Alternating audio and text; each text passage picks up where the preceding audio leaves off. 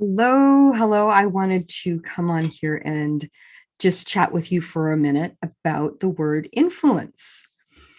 As humans, we have an incredible amount of availability to influence each other. Our words influence each other, attitudes, behaviors, thoughts, just who we are influence each other. And as beautiful as that is, there's a couple of different ways that influence can actually come into your life. You can be in a space where you have healthy influences, or you can have unhealthy or destructive influences coming into your life.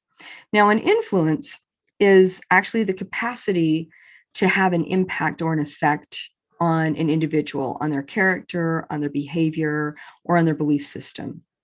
And so as that influence is coming in, it can create some disharmony in you if the influence or what the impact that is coming in is set in a manner that is either unfamiliar or different than what you're used to.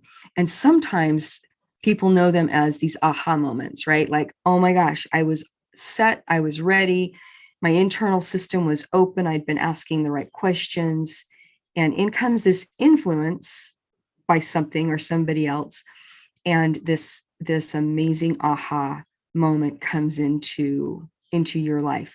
And it often is so impactful that it will create a shift. It can actually create a shift. At the very minimum, it's going to create a space where you can contemplate what just happened, where you can sit with curiosity with it. Or sometimes you change your life around it. It's so powerful. So we can relate to those aha moments, right?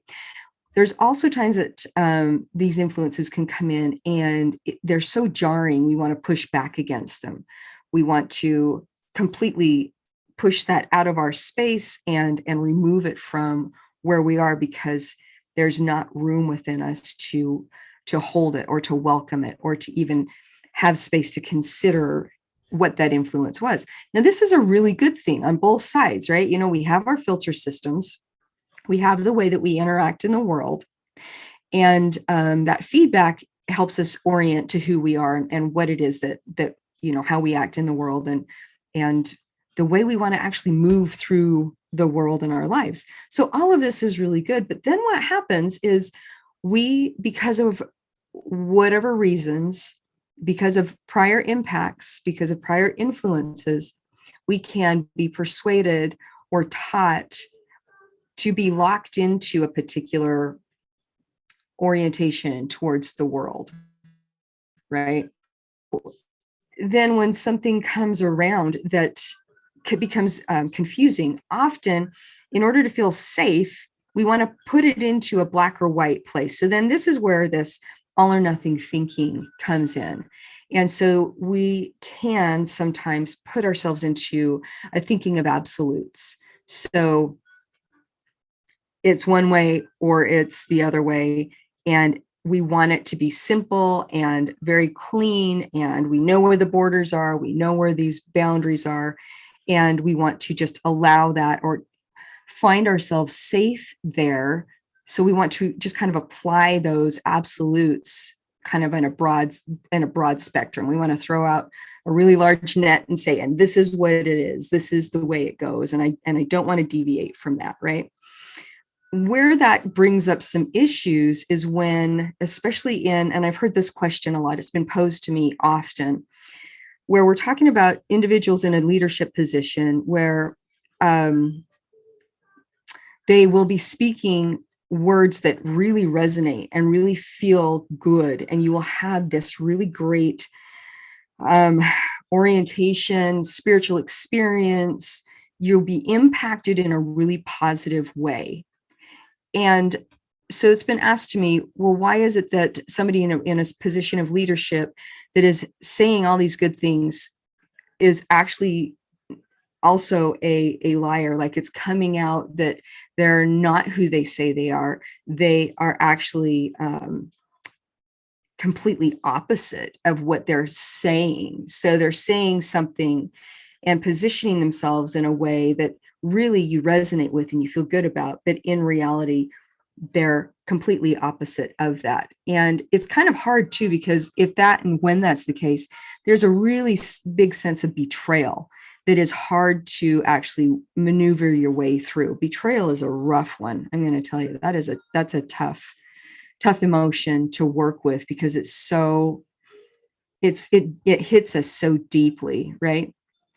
So when we're in this place of absolutes, it's good to remember that life actually is not a world of absolutes. It is a spectrum. So if you find that you catch yourself in black and white thinking, then you're putting an overlay of us and them, right and wrong. And I mean that on the right and wrong. And it's all orientation. And if you can actually take off the black and white and actually just look at it as a spectrum. So you have your black, you have your white, and then in between all of that is this grayscale. This is what makes life as interesting and as diverse and nuanced and astounding and beautiful and even tragic, because of all of this spectrum of gray. When I was, every art class I've ever taken, I'm an artist, and every art class that I've ever taken, especially in a beginning art class, what is encouraged, one of the first projects that ever come up, is we need to create our own grayscale.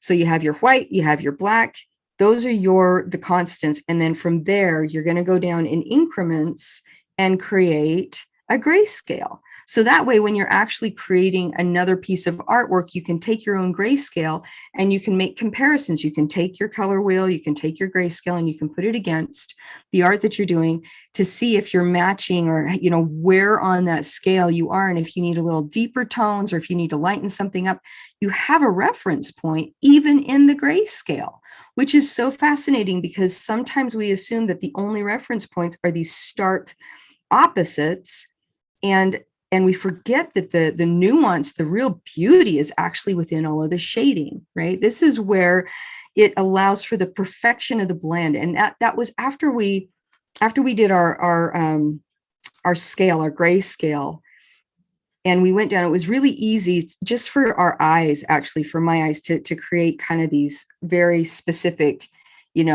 sections of grays.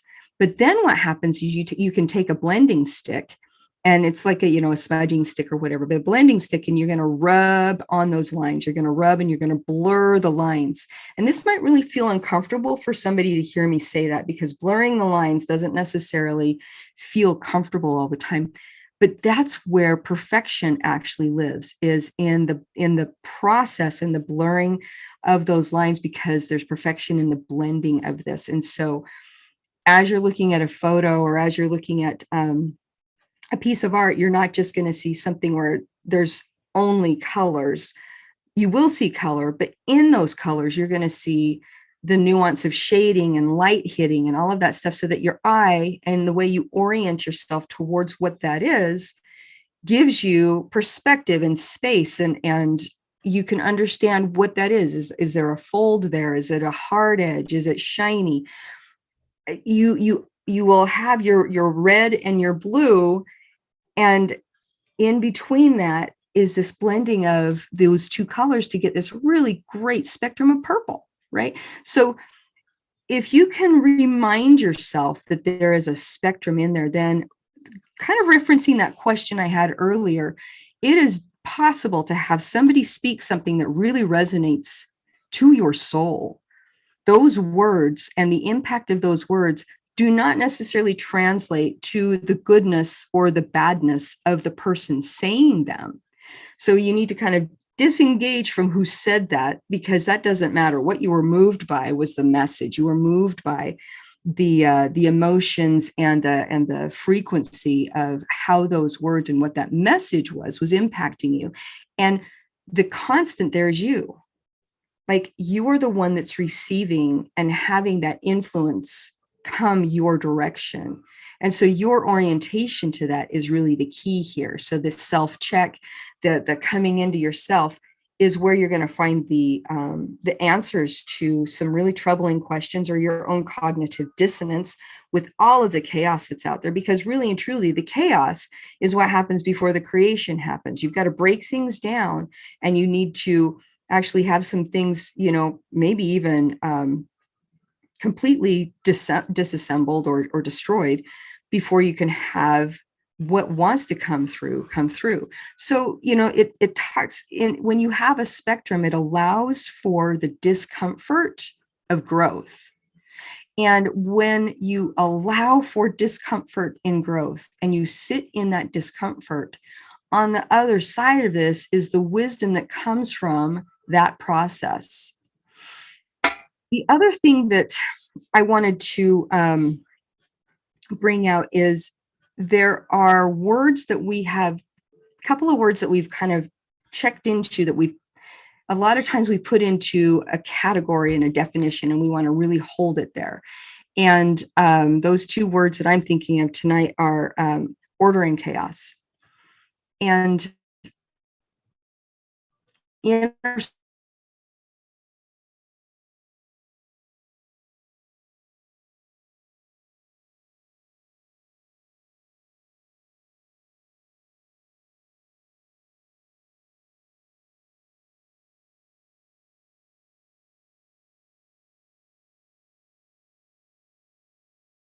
chaos can be something that we don't want to experience, because we don't know how to orient ourselves in that space of chaotic feedback, right? So sometimes what we do is we sit in the eye of the storm and watch it whipping around us, and find that space that is really very calming or calm for ourselves, even knowing that there's chaos around. So just don't necessarily lock into order and chaos being one way or the other. Let kind of take those words back for yourself, instead of allowing them or having them stay in order is what we want and chaos is what we don't want. Like, let that get a little less rigid, and give it a spectrum, give it that gray scale, give it the ability to give you feedback in different relationships of color, or of shading or shadow and light, so that you can feel yourself not being so disoriented in that space. Now, before I wrap this up, I also wanted to address a couple of things so that you can give yourself a little bit more feedback on healthy influence and unhealthy or destructive influence.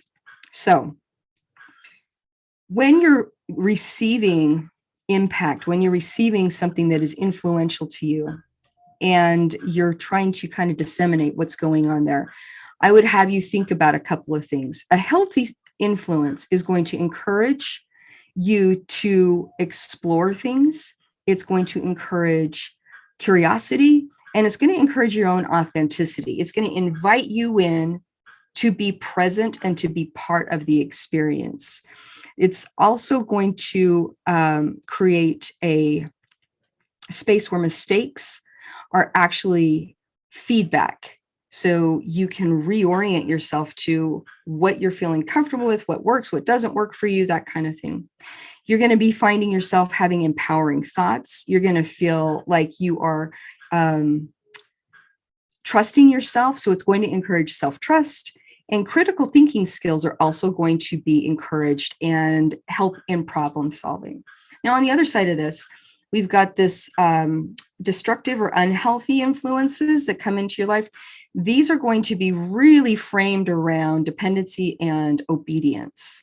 And those are some really rigid things there. So the fear and pain are kind of like pain points, and even, I want to say, fear mongering, but I don't even want to go there. I want to just say, if it pricks something in you and you are making choices and you're orienting yourself towards the situation from a place of fear, which means you're going to be worried about a punishment, you're going to be worried about pain, you're going to be worried about how it's persuading you.